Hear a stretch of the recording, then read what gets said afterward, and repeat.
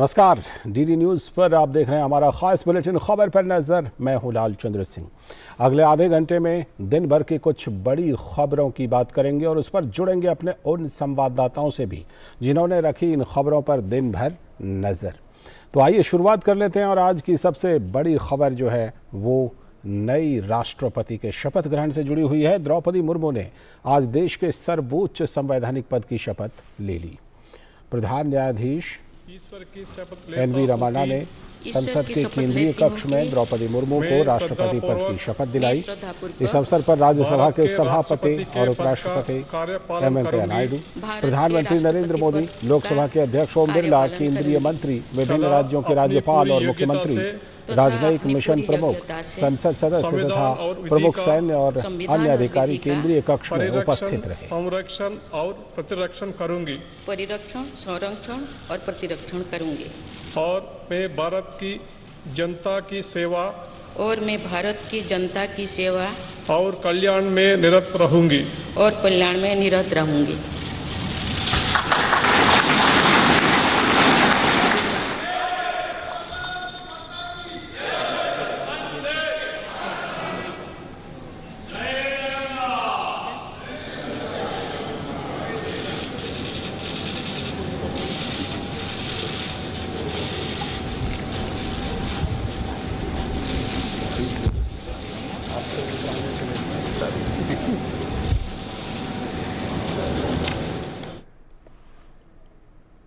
और शपथ ग्रहण के बाद संसद के केंद्रीय कक्ष में अपने संबोधन में राष्ट्रपति द्रौपदी मुर्मू ने कहा कि ये भी एक संयोग है, जब देश अपनी आज़ादी के 50वें वर्ष का पर्व मना रहा था तब मेरे राजनीतिक जीवन की शुरुआत हुई थी, और आज आज़ादी के 75वें वर्ष में अमृतकाल चल रहा है, तब मुझे ये नया दायित्व मिला है। आज से कुछ दिन बाद ही देश अपनी स्वाधीनता के 75 वर्ष पूरी करेगा। ये भी एक संयोग है कि जब देश अपनी आज़ादी के 50वें वर्ष का पर्व मना रहा था तभी मेरे राजनीतिक जीवन की शुरुआत हुई थी। और आज आज़ादी के 75वें वर्ष में मुझे ये नया दायित्व मिला है। मैं देश की ऐसी पहली राष्ट्रपति भी हूँ जिसका जन्म आजाद भारत में हुआ है। इन 25 वर्षों में अमृतकाल की सिद्धि का रास्ता 2 पटरी पर आगे बढ़ेगा। सबका प्रयास और सबका कर्तव्य। और राष्ट्रपति द्रौपदी मुर्मू ने कहा कि कल यानी 26 जुलाई को करगिल विजय दिवस भी है। ये दिन भारत की सेनाओं के शौर्य और संयम दोनों का ही प्रतीक है। मैं आज देश की सेनाओं को तथा देश के समस्त नागरिकों को करगिल विजय दिवस की अग्रिम शुभकामनाएं देती हूं। 26 जुलाई को कारगिल विजय दिवस भी है। ये दिन भारत की सेनाओं के शौर्य और संयम दोनों का ही प्रतीक है। मैं आज देश की सेनाओं को तथा देश के समस्त नागरिकों को कारगिल विजय दिवस की अग्रिम शुभकामनाएं देती हूँ। और राष्ट्रपति द्रौपदी मुर्मू ने कहा कि देश के सर्वोच्च संवैधानिक पद तक पहुंचना मेरी व्यक्तिगत उपलब्धि नहीं है, ये भारत के प्रत्येक गरीब की उपलब्धि है। मैं जनजातीय समाज से हूँ और वार्ड काउंसिलर से लेकर भारत की राष्ट्रपति बनने तक का अवसर मुझे मिला है। ये लोकतंत्र की जननी भारतवर्ष की महानता है। ये हमारे लोकतंत्र की ही शक्ति है कि उसमें एक गरीब घर के पैदा होने बेटी, दूर सुदूर आदिवासी क्षेत्र में पैदा हुई बेटी भारत के सर्वोच्च संवैधानिक पद तक पहुंच सकती है। राष्ट्रपति के पद पहुंचना मेरी व्यक्तिगत उपलब्धि नहीं है, ये भारत की प्रत्येक गरीब की उपलब्धि है। मेरा निर्वाचन इस बात का सबूत है कि भारत में गरीब सपने भी देख सकता है और उन्हें पूरा भी कर सकता है। और इस खबर पर जुड़ेंगे अपने संवाददाता ऋषि कुमार से, लेकिन फिलहाल वक्त है एक ब्रेक का, और ब्रेक के बाद जब लौटेंगे तब करेंगे इस खबर पर ऋषि कुमार के साथ चर्चा। म्यूचुअल फंड्स में बैटिंग की तरह टाइमिंग इंपॉर्टेंट है। गलत। बैटिंग के लिए टाइमिंग सही है, म्यूचुअल फंड्स के लिए टाइम स्पेंड इन मार्केट बिल्कुल सही है। मतलब जितना टाइम मार्केट में स्पेंड करेगा फायदा होने का चांस उतना ही बढ़ेगा। एकदम सही है। म्यूचुअल फंड निवेश बाजार जोखिमों के अधीन है। योजना से जुड़े सभी दस्तावेजों को ध्यान से पढ़ें। ब्रेक के बाद एक बार फिर से आपका स्वागत है। डीडी न्यूज़ पर आप देख रहे हैं खबर पर नजर। और ब्रेक पर जाने से पहले हमने बात की थी कि आज नई राष्ट्रपति द्रौपदी मुर्मू ने शपथ ग्रहण कर लिया है और उसके बाद उन्होंने संबोधन भी दिया है। जुड़ते हैं अपने संवाददाता ऋषि कुमार से इस खबर पर, जो हमारे साथ जुड़ चुके हैं। ऋषि, जिस तरह से कि आज ऐतिहासिक दिन कहा जा सकता है भारत के लोकतंत्र के लिए, गणतंत्र के लिए, नई राष्ट्रपति ने अपने संबोधन में कुछ खास बातें भी कही हैं। उन खास बातों को अगर देखा जाए तो क्या कुछ निकल कर आता है कि जो उनका दृष्टिकोण है वो एक राष्ट्रपति के तौर पर क्या कुछ करने वाली हैं, क्या कुछ उनकी प्राथमिकताओं में शामिल है?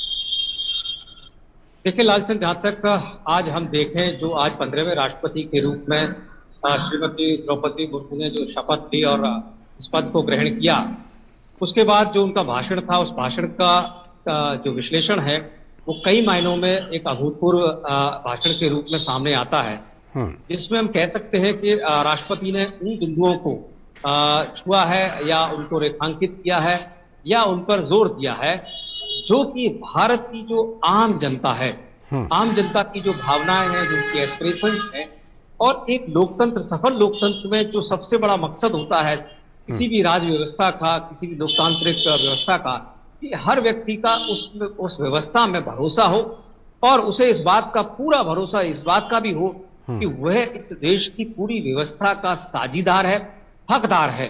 तभी उन्होंने कहा कि ये जो मेरी जीत है वो मेरी जीत नहीं, बल्कि देश के हर उस गरीब की, वंचित की, उस कमजोर की, जो ये मान के चलता है कि उसकी भी जो हिस्सेदारी है वो ये हर हालत में सुनिश्चित होनी चाहिए। और उन्होंने कहा कि उसी भागीदारी को सुनिश्चित करती है उनकी ये जीत।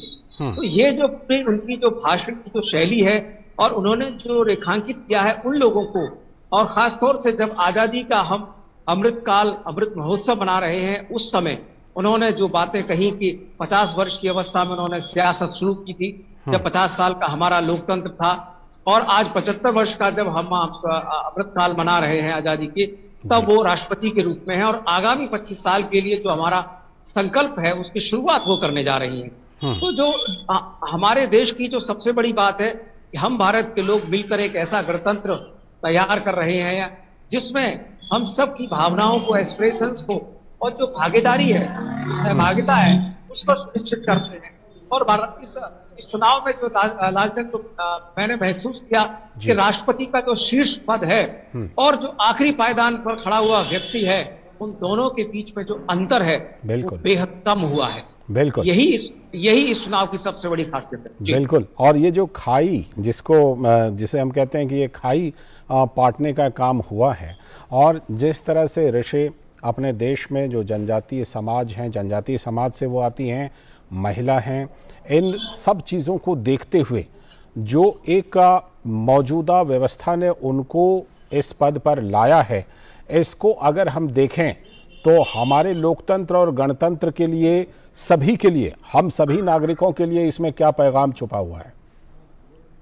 देखिए लालचंद, जहां तक भारत के लोकतंत्र की बात करें तो एक महान लोकतंत्र के रूप में हम समय समय पर यह साबित करते रहे हैं कि भारत का जो गौरवशाली इतिहास रहा है, जरूर हमने बीच में आक्रांताओं को झेला है, लेकिन आज हम एक स्वच्छ और स्वतंत्र भारत के रूप में उन स्वतंत्र नीतियों को आगे बढ़ा रहे हैं जो हमारी गौरवशाली परंपरा रही है, जिसमें हम सबके साथ मिलकर रहने की जो हमारी संस्कृति रही है, और आदिवासी जो यहाँ के मूल निवासी हैं, जिन्होंने कि भारत की संस्कृति और सभ्यता को आगे बढ़ाया है। अगर कोई भी राज्य व्यवस्था, कोई भी राजनीतिक सोच उनको समाहित करती है उस व्यवस्था में जिसमें उनकी भागीदारी सुनिश्चित हो, उससे जरूर भारत के लोकतंत्र की, जो भारतवर्ष की जो लोकतांत्रिक मूल्यों की जो मजबूती है वो आगे बढ़ती। बिल्कुल। और ये समावेशी लोकतंत्र, समावेशी गणतंत्र का एक बहुत बड़ा नमूना। ऋषि, बहुत बहुत शुक्रिया आपका इस खबर पर जोड़ने के लिए। और हम खबर पर नज़र में बढ़ेंगे आगे, लेकिन उससे पहले ले लेते हैं एक ब्रेक, और ब्रेक के बाद जब लौटेंगे तब रुख करेंगे अगली खबर का। डायरेक्ट प्लान म्यूचुअल फंड में खुद से इन्वेस्ट करने का ये एक ऑप्शन है, इससे कमीशन बच जाता है। अरे यार जस्सी, मुझे बताना। डायरेक्ट प्लान में सोच समझ कर इन्वेस्ट कर तो ही फायदा है। सही है। तेरी इतना भारी म्यूचुअल फंड निवेश बाजार जोखिमों के अधीन है। योजना से जुड़े सभी दस्तावेजों को ध्यान से पढ़ें। ब्रेक के बाद एक बार फिर से आपका स्वागत है। डीडी न्यूज़ पर आप देख रहे हैं खबर पर नजर, और अब रुख करते हैं आज की एक और बड़ी खबर का। प्रधानमंत्री नरेंद्र मोदी ने आज दिवंगत नेता और शौर्य चक्र से सम्मानित हरमोहन यादव जी की 10वीं पुण्यतिथि के उपलक्ष्य में आयोजित एक कार्यक्रम को वीडियो कॉन्फ्रेंस के माध्यम से संबोधित किया। इस मौके पर प्रधानमंत्री ने देश की नई राष्ट्रपति द्रौपदी मुर्मू का भी जिक्र करते हुए कहा कि आज हमारे देश के लिए एक बहुत बड़ा लोकतांत्रिक दिन भी है। प्रधानमंत्री ने कहा कि आज़ादी के बाद पहली बार आदिवासी समाज से एक महिला राष्ट्रपति देश का नेतृत्व करने जा रही हैं। उन्होंने कहा कि ये हमारे लोकतंत्र की ताकत का, हमारे सर्वसमावेशी विचार का जीता जागता उदाहरण है। हमारे देश के लिए एक बहुत बड़ा लोकतांत्रिक अवसर भी है। आज हमारी नई राष्ट्रपति जी का शपथ ग्रहण हुआ है। आजादी के बाद पहली बार आदिवासी समाज से एक महिला राष्ट्रपति देश का नेतृत्व करने जा रही है। ये हमारे लोकतंत्र की ताकत का, हमारे सर्वसमावेशी विचार का जीता जागता उदाहरण है। और इस मौके पर प्रधानमंत्री नरेंद्र मोदी ने हरमोहन यादव के कृतित्व को याद करते हुए कहा कि उन्होंने उत्तर प्रदेश और कानपुर की धरती से लोहिया जी के विचारों को अपने लंबे राजनीतिक जीवन में आगे बढ़ाया। प्रधानमंत्री ने कहा कि उन्होंने प्रदेश और देश की राजनीति में जो योगदान किया, समाज के लिए जो कार्य किया, उनसे आने वाली पीढ़ियों को मार्गदर्शन मिल रहा है। चौधरी हरमोहन सिंह यादव जी ने अपना राजनीतिक जीवन ग्राम पंचायत से शुरू किया था। उन्होंने ग्राम सभा से राज्यसभा तक का सफर तय किया। वो प्रधान बने, विधान परिषद सदस्य बने, सांसद बने। हरमोहन सिंह जी की प्राथमिकता समाज ही रहा। उन्होंने समाज के लिए सक्षम नेतृत्व तैयार करने के लिए काम किया। उन्होंने युवाओं को आगे बढ़ाया, लोहिया जी के संकल्पों को आगे बढ़ाया। उनका फौलादी व्यक्तित्व हमने 1984 में भी देखा था। हरमोहन सिंह यादव जी ने न केवल सिख संहार के खिलाफ राजनीतिक स्टैंड लिया, बल्कि सिख भाई बहनों की रक्षा के लिए वो सामने आकर के लड़े। और प्रधानमंत्री नरेंद्र मोदी ने इस मौके पर राजनीतिक विरोध की शैली पर भी महत्वपूर्ण टिप्पणी की।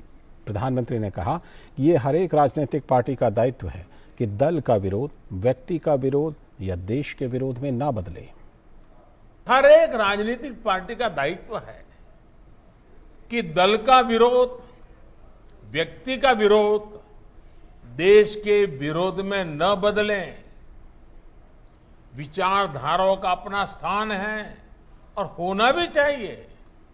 राजनीतिक महत्वाकांक्षाएं तो हो सकती हैं, लेकिन देश सबसे पहले है, समाज सबसे पहले है, राष्ट्र प्रथम है। और इस खबर पर जुड़ेंगे अपने संवाददाता सुधाकर दास से, लेकिन उससे पहले ले लेते हैं एक छोटा सा ब्रेक। ETF यानी एक्सचेंज ट्रेडेड फंड, ये एक तरह का low cost mutual fund scheme है। अपनी कैटेगरी की सिलेक्टेड कंपनियों के शेयर में इन्वेस्ट करता है। हुई ना ड्रीम टीम? ये तो सच में ड्रीम टीम है यार। सही है ना? हाँ यार, कैसे सीख गया तू फाइनेंस के बारे में इतना सब? म्यूचुअल फंड निवेश बाजार जोखिमों के अधीन है। योजना से जुड़े सभी दस्तावेजों को ध्यान से पढ़ें। स्वागत है ब्रेक के बाद एक बार फिर से आपका। और अब खबर पर जुड़ रहे हैं हमारे संवाददाता सुधाकर दास। सुधाकर, खास तौर पर प्रधानमंत्री की एक बात का जिक्र करना चाहूँगा। उन्होंने कहा कि दल का विरोध, व्यक्ति का विरोध, देश विरोध तक ना जाए। प्रधानमंत्री क्या संदेश देना चाह रहे थे इस संबोधन के जरिए, सुधाकर? देखिए, बहुत महत्वपूर्ण है। देखिए, क्योंकि आज बहुत ज्यादा बात हुई, राष्ट्रपति जो आज जिन्होंने शपथ लिया है उनका भी जिक्र किया, लोकतंत्र की बात हो रही है। लालचंद और प्रधानमंत्री जी का यही कहना है कि लोकतंत्र अगर है तो देश की वजह से, और तो देश बचना चाहिए। दल से बड़ा लोकतंत्र है और लोकतंत्र से बड़ा देश है, तो देश की, समाज की चिंता होनी चाहिए। और उन्होंने कहा भी कि आज कुछ दलों के लिए हम देख रहे हैं, संसद का सत्र भी चल रहा है और संसद में कितने अहम विधेयक अभी पेंडिंग है। इस बार मतलब अभी तक कोई काम नहीं हो पाया, तो विरोध प्रदर्शन करना, अपनी बात रखना, अपनी बात पहुंचाना विपक्ष का कर्तव्य है। लेकिन बिल्कुल इस तरह का डिसरप्शन तो मुझे लगता है कि जरूर उस मायने में भी ये संदेश काफी महत्वपूर्ण है। उन्होंने कहा कि कुछ दलों के लिए समाज और देश से ज्यादा विचारधारा या उनके स्वार्थ के हित ज्यादा बड़े हो गए हैं, तो ये नहीं होना चाहिए। उस ओर पीएम मोदी का संदेश था। और अगर इस तरह का अगर कोई परिपाटी होती है, देश से बड़ा अगर दल विचारधारा को देखे जाने लगेगा, तो निश्चित तौर पर देश का लोकतंत्र का बहुत नुकसान होने वाला। तो ये पीएम मोदी का इस वक्त बड़ा संदेश था। देखिए, हरमोहन सिंह यादव कोई बीजेपी के कोई बड़े नेता नहीं थे। हम जानते हैं कि वो समाजवादी पार्टी के नेता रहे हैं। आपातकाल का उन्होंने विरोध किया और बहुत सारी चीजें। आज पॉलिटिकल कर्टसी और इस तरह के लोगों का जो देश में योगदान रहा है, उसको एक तरह से प्रधानमंत्री मोदी ने सम्मान दिया, उसको श्रद्धांजलि दी और बहुत कुछ हरमोहन सिंह यादव जैसे लोगों से सीखने की बात कही। उसी संदर्भ में पीएम मोदी का ये बयान काफी महत्वपूर्ण है। बिल्कुल, काफ़ी महत्वपूर्ण बयान है। और हरमोहन सिंह यादव के योगदान को उन्होंने जिस तरह से याद किया, मैं चाहूँगा कि थोड़ा सा आप भी संक्षेप में बताएं हरमोहन सिंह यादव के बारे में। हमारे जो दर्शक नहीं जानते हैं उनके लिए थोड़ा सा बता दें।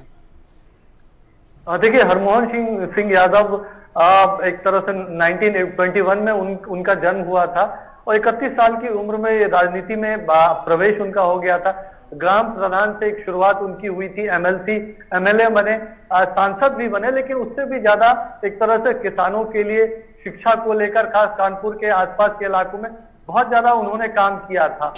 खास तौर से सिख दंगों के दौरान उनके वो जहां रहते थे उसके आसपास काफी सिख परिवार रहते थे, उनके प्राणों की रक्षा की थी आतताई भीड़ के सामने आकर अपनों जानों की परवाह न करते हुए, इसलिए उनको शौर्य चक्र भी दिया गया था। तो उनका जो कृतित्व है, देश के लिए जो योगदान है, उसको पीएम मोदी ने याद किया। दूसरे दल के थे, उस बावजूद उसके इस तरह का उन्होंने संदेश दिया, जो श्रद्धांजलि दी, उसको लोग याद रखेंगे। और ये जो पॉलिटिकल कर्टसी है, उसकी परंपरा देश में आगे बढ़े, मुझे लगता है पीएम मोदी का ये बड़ा संदेश रहा। बहुत बहुत शुक्रिया सुधाकर इस खबर पर जुड़ने के लिए। और हम आगे बढ़ेंगे और रुख करेंगे एक और बड़ी खबर का, लेकिन उससे पहले ले लेते हैं एक और ब्रेक।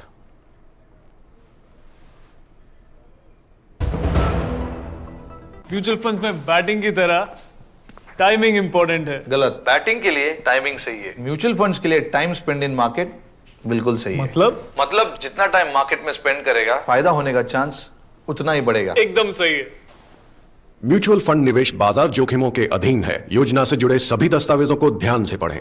देश के आधुनिक अस्पतालों से उठ रही है एक ही आवाज, आभार। विश्व स्तरीय शिक्षा संस्थानों से आ रही है एक ही आवाज, थैंक यू। भारत में उभर रहे नए उद्यमी बोल रहे हैं एक ही बात, धन्यवाद। विकास से रोशन हो रहे गांवों से आ रही है एक ही आवाज, धन्यवाद। देश का ईमानदार टैक्स पेयर राष्ट्र निर्माण में बहुत बड़ी भूमिका निभाता है। ये धन्यवाद है आपको समय पर अपना आयकर भुगतान करने के लिए, जिससे देश का फिजिकल और सोशल इंफ्रास्ट्रक्चर बेहतर हो रहा है। 31 जुलाई 2022 तक अपने इनकम टैक्स रिटर्न अवश्य फाइल करें, ताकि आपको भी इसके लाभ मिल सकें। वह व्यक्ति व संस्थाएं जिनके खाते टैक्स ऑडिट के लिए उत्तरदायी नहीं हैं, उन्हें 31 जुलाई 2022 तक अपना रिटर्न दाखिल करना अनिवार्य है। अपने रिटर्न फाइल करने के लिए लॉग ऑन करें www.incometax.gov.in पर। आयकर विभाग द्वारा जनहित में जारी।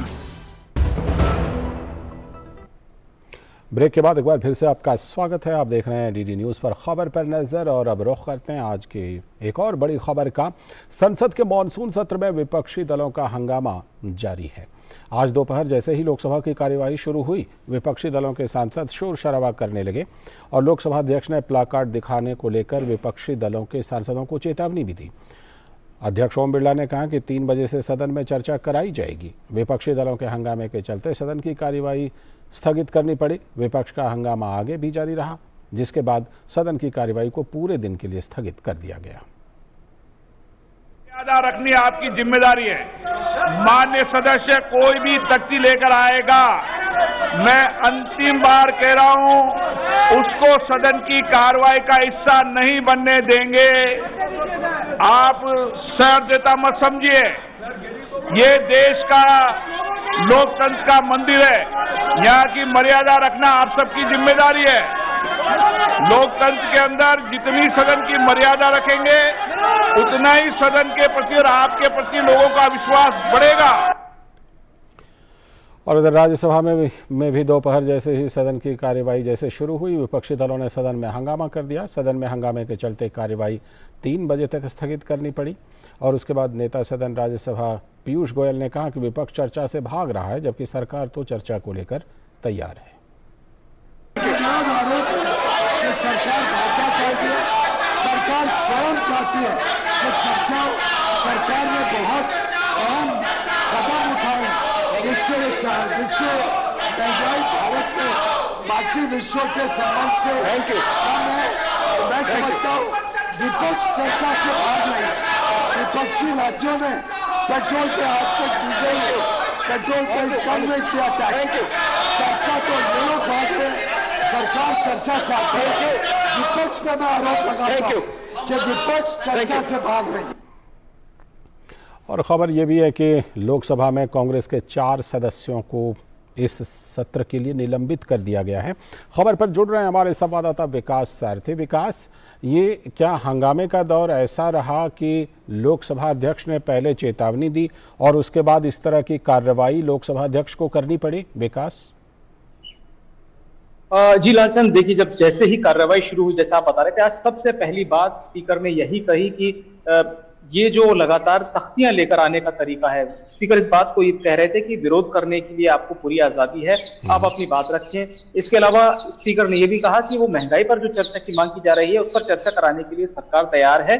हालांकि इसमें एक बात सरकार साफ कर चुकी है कि वित्त मंत्री जब रहेगी मौजूद तभी इस पर चर्चा के लिए सरकार तैयार है, क्योंकि वित्त मंत्री खुद चाहती हैं कि वो एक एक सवाल का जवाब दें, खासतौर से जीएसटी को लेकर के जिस तरह की बातें कही जा रही हैं। तो सरकार ने दोनों सदनों में ये बात कही है कि वो महंगाई पर चर्चा के लिए तैयार है, लेकिन वित्त मंत्री को आने दें। और आज एक बात यहाँ पर यह भी बताई गई संसदीय कार्य मंत्री की तरफ से, प्रहलाद जोशी की तरफ से, कि जल्दी ही वित्त मंत्री सदन में आएंगी और चर्चा में हिस्सा लेंगी, लेकिन तब तक भी विपक्ष इसको कार्रवाई को चलने नहीं दे रहा है और इसको लेकर के काफी आपत्ति जताई गई। और जो इन 4 सांसदों के खिलाफ कार्रवाई की गई, उससे पहले 2 घंटे पहले ही स्पीकर ने ये बात एक तरीके का संकेत दे दिया था कि आज वो कार्रवाई करेंगे अगर ये तख्तियां लेकर के सदस्य दोबारा आते हैं। और इसमें संसदीय कार्य मंत्री ने भी इस बात को यहाँ पर उठाया कि उन्होंने कहा कि जब वो विपक्ष में थे तो वो भी जाते थे, नारेबाजी करना या यहाँ तक कि वेल में जाना भी